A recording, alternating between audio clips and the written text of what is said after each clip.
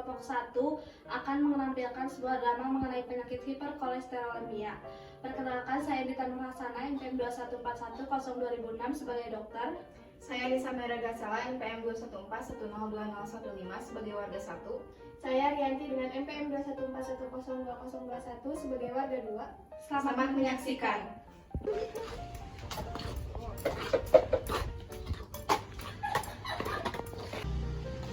Permisi ibu-ibu.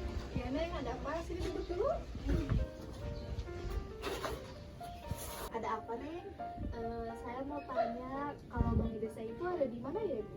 Emangnya mau apa ke balai desa? Jadi gini, saya itu salah satu perwakilan dari Puskesmas Cibodas akan mengadakan sebuah penyuluhan di balai desa. Penyuluhan tentang apa Neng? Penyuluhan tentang penyakit hiperkolesterolemia.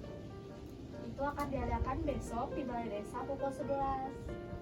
Orang-orang kayak kita ibu-ibu gini bisa ikut? Bisa banget dong ibu-ibu. Mau ibu-ibu atau bawa bapak, nanti boleh diajakin lagi untuk datang ke balai desa besok ya ibu-ibu ya. Jangan lupa. Oh iya. Siap. Letak balai desanya tuh nanti lurus, terus belok kanan, di situ ada kok balai desa. Oh iya, kalau gitu ibu-ibu makasih banyak.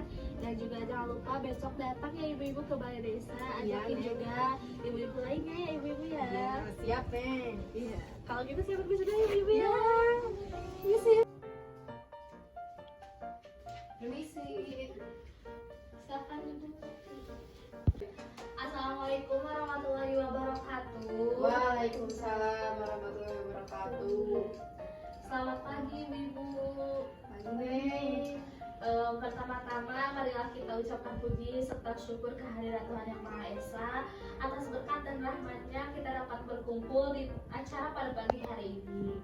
Di sini saya sebagai perwakilan dari Puskesmas Cibodas akan memberikan sebuah penyuluhan kesehatan mengenai penyakit hiperkolesterolemia. Sebelum itu, perkenalkan nama saya Edita Nurhasana. Nah, ibu-ibu, sebelum kita mulai acara penyuluhannya, di antara ibu-ibu di sini ada yang tahu nggak sih apa itu hiperkolesterolemia? Belum tahu. Iya, ibu kita baru dengar itu. Nah, jadi gini ya ibu-ibu, saya di sini akan menyampaikan materi mengenai apa itu hiperkolesterolemia. Hiperkolesterolemia itu adalah kondisi ketika kadar kolesterol pada darah itu terlalu tinggi, dan apabila tidak segera mendapatkan penanganan maka akan sangat mungkin terjadi komplikasi. Nah, baik ibu-ibu, di sini saya akan menjelaskan apa itu hiperkolesterolemia. Hiperkolesterolemia itu adalah kondisi ketika kadar kolesterol pada darah terlalu tinggi. Apabila tidak segera mendapat penanganan, maka akan terjadi penumpukan kolesterol sehingga dapat menyebabkan penyempitan pembuluh darah yang akan meningkatkan resiko terjadinya stroke atau jantung koroner. Nah, kejadian hiperkolesterolemia ini bisa dilihat melalui nilai kolesterol total, kolesterol HDL, kolesterol LDL, dan trigliserida. Nilai kolesterol total yang sudah mencapai 240 mg per dl bisa dikatakan sebagai kolesterol tinggi atau hiperkolesterolemia ya ibu. Nah, kondisi hiperkolesterolemia ini akan menjadi lebih parah bila nilai kolesterol HDL rendah tapi nilai trigliseridanya tinggi. Apalagi setelah merayakan Hari Raya Idul Adha ya ibu-ibu ya, pasti tentunya pola makan kita tuh mulai nggak teratur, sering makan daging sate, direndang dan lain-lain ya ibu-ibu ya. Nah, mengkonsumsi lemak secara berlebihan itu sangat tidak baik ibu-ibu. Ya, simpelnya nanti darah kita akan meninggi dan apabila dibiarkan akan menimbulkan bahaya. Neng, itu tuh bisa disebabkan oleh makanan berlemak aja apa gimana ya? Nah, tidak ibu, selain karena konsumsi lemak yang tinggi juga dapat disebabkan oleh genetik jika salah satu anggota keluarga menderita familial hiperkolesterolemia. Seseorang yang telah menderita obesitas dan juga menderita penyakit tertentu. Tapi selain penyebab yang tadi saya sebutkan, kebiasaan merokok dan minum alkohol juga berlebihan itu dapat menjadi salah satu penyebab terjadinya hiperkolesterolemia ibu-ibu. Oh Neng, biasanya tuh penyakit itu terjadi lebih rentan umur berapa ya Neng? Nah, untuk wanita itu bisa terjadi dari 55 tahun ke atas, dan untuk pria itu bisa pada umur 45 tahun ke atas. Bahaya nih buat ibu kita yang suka makan berlemak. Biasanya tuh ada gejala nggak ya nih kalau udah terkena penyakit itu? Nah, ibu-ibu sekalian, berbahayanya hiperkolesterolemia ini yaitu karena tidak menunjukkan adanya gejala yang signifikan. Waduh, terus gimana tuh Neng taunya? Walaupun biasanya tidak menimbulkan gejala, tapi seseorang yang kadar kolesterolnya sudah sangat terlalu tinggi itu dapat mengalami beberapa keluhan seperti adanya gumpalan lemak pada kulit, adanya gumpalan lemak yang muncul di kelopak mata, dan juga ada seperti lingkaran cincin yang berwarna putih keabu-abuan di sekitar kornea mata. Di sini juga saya akan menjelaskan bagaimana patofisiologi atau bagaimana terjadinya hiperkolesterolemia.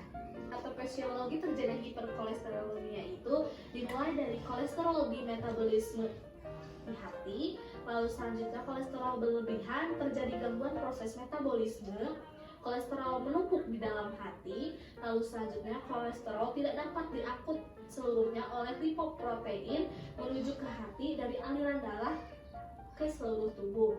Lalu selanjutnya, dalam waktu yang cukup lama, kolesterol akan menumpuk di dinding pembuluh darah sehingga timbul plak-plak kolesterol. Dan dari situlah terjadinya hiperkolesterolemia. Neng, kalau patofisiologi itu apa ya? Patofisiologi itu adalah ilmu yang mempelajari tentang gangguan fungsi-fungsi mekanis atau fisik dan biokimia, baik yang disebabkan oleh suatu penyakit, gejala, atau kondisi abnormal yang tidak layak disebut sebagai suatu penyakit. Oh gitu Neng, jadi pencegahan penyakit ini teh gimana? Nah, untuk pencegahan hiperkolesterolemia ini yaitu dapat dengan menerapkan pola makan sehat, berolahraga secara rutin, mengelola stres dengan baik, menjaga berat badan juga, menghentikan merokok, dan juga tentunya menghindari konsumsi alkohol, dan yang terakhir adalah beristirahat yang cukup. Ini mau nanya, itu pengobatannya tuh harus ke dokter atau bisa kita sendiri gitu?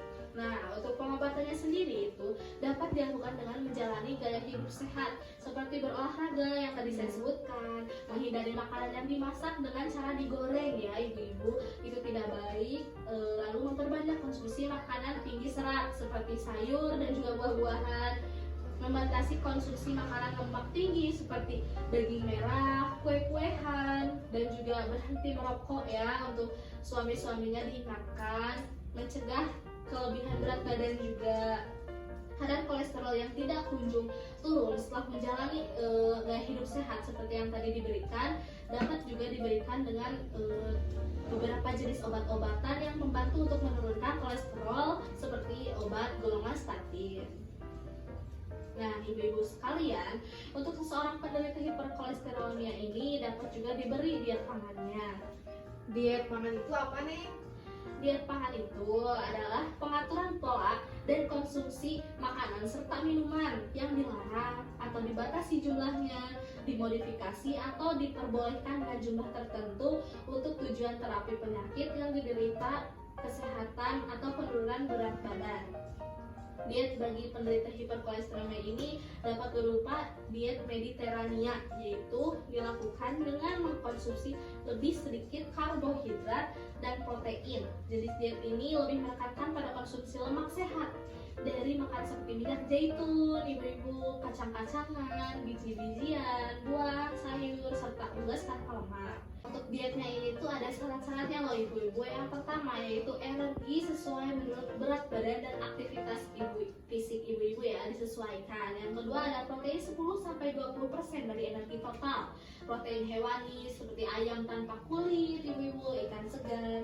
Untuk protein nabati yaitu seperti tempe, tahu, kacang hijau, kedelai, dan juga kacang tanah. Yang ketiga yaitu lemak 20-25% dari energi total. Lemak jenuh dan 10-15% lemak tidak jenuh seperti minyak kelapa, minyak zaitun.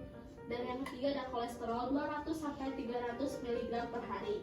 Selanjutnya karbohidrat 50-60% energi total, terutama energi kompleks ya, seperti contohnya beras merah, roti gandum, almond, dan sereal.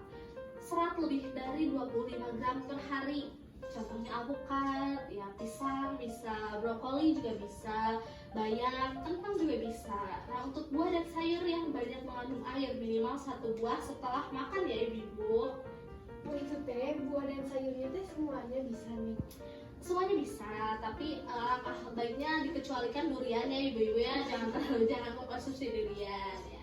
Nah, cara mengatur dietnya itu gunakan minyak kedelai, minyak kacang tanah, minyak jagung, minyak zaitun, dan juga minyak bekatul dalam jumlah sesuai anjuran, hanya untuk menumis. Penggunaan daging tidak berlemak paling banyak 50 gram ya ibu-ibu, jangan lebih. Batas penggunaan kuning telur maksimum 2 buah butir per minggu ya ibu-ibu. Makan banyak sayur dan juga buah-buahan segar. Nah, untuk di sini saya juga mempunyai beberapa rekomendasi bahan pangan yang dapat direkomendasikan. Ibu-ibu bisa melihatnya dan bisa membawanya pulang ibu-ibu ke rumah. Mungkin cukup sekian materi yang dapat saya sampaikan. Selanjutnya akan ada sesi pertanyaan. Apabila ada yang kurang jelas atau kurang dipahami bisa ibu tanyakan. Neng, ibu mau nanya. Tadi Neng jelasin buat dietnya. Nah, Neng apakah ada contoh menu makanan diet tersebut? Nah, saya juga kebetulan punya ibu-ibu contoh makanan yang bisa dimakan dalam 1 hari. Dari mulai sarapan ya ibu-ibu bisa sarapan dengan nasi putih. Setelah itu ibu-ibu bisa makan gadun ayam ditambah tahu bumbu kuring atau ditambah juga sayur labu wortel. Dan untuk selingan paginya ibu-ibu bisa ngemil atau ini naga sari dan juga jus jambu ya. Jangan lupa mengkonsumsi buah-buahan. Lalu untuk makan siangnya juga ibu-ibu bisa makan sama nasi putih, lalu ikan kakap asam manis, juga tempe bumbu hijau atau sayur bayam oyong, dan setelahnya bisa mengkonsumsi buah-buahan contohnya seperti jeruk. Untuk selingan sorenya juga ibu-ibu bisa mengkonsumsi buah-buahan seperti apel atau juga pir alpukat. Setelah itu untuk malamnya ibu bisa mengkonsumsi nasi dengan bola-bola daging, tempe bumbu bali dan juga capcay kuah. Mungkin cuma ya itu rekomendasi ya dari saya untuk menu perharinya. Makasih ya Neng atas rekomendasinya. Ya, saya itu ada yang Mau tanya tadi kan yang Neng tadi katakannya kita teh yang punya penyakit tersebut teh nggak boleh makan durian. Ada nggak sih Neng makanan yang harus dipantang, nggak boleh makan makanan itu gitu? Kalau untuk dipantang tidak terlalu, tapi alangkah baiknya makanan-makanan berikut tidak dikonsumsi karena mengandung kolesterol yang tinggi. Yang pertama ada santan, yang kedua ada gaji babi ya. Itu selain berbahaya juga haram ibu jangan ya. Iya itu tahu kan itu mah. Nah, itu juga susu sapi krim, coklat juga jangan terlalu berlebihan. Mentega, jeroan sapi, jeroan babi juga jangan ya. Jeroan babi gak boleh, haram. Terus ada kerang putih, juga jeroan kambing juga tidak baik, itu kolesterolnya sangat tinggi ya. Selain itu juga ada beberapa yang lainnya itu ada cumi-cumi, kuning telur ayam, seperti tadi saya sebutkan 2 butir per minggu ya ibu-ibu. Oh gitu ya Neng. Makasih ya Neng atas jawabannya. Ya, sama-sama ibu-ibu. Terima kasih banyak ibu-ibu sudah datang dan menyempatkan waktunya untuk datang ke acara penyuluhan ini. Mungkin cukup sekian dari saya. Mohon maaf bila ada kesalahan. Wabillahi taufiq wal hidayah. Wassalamualaikum warahmatullahi wabarakatuh. Ya. Waalaikumsalam. Ada hadiahnya ya Neng.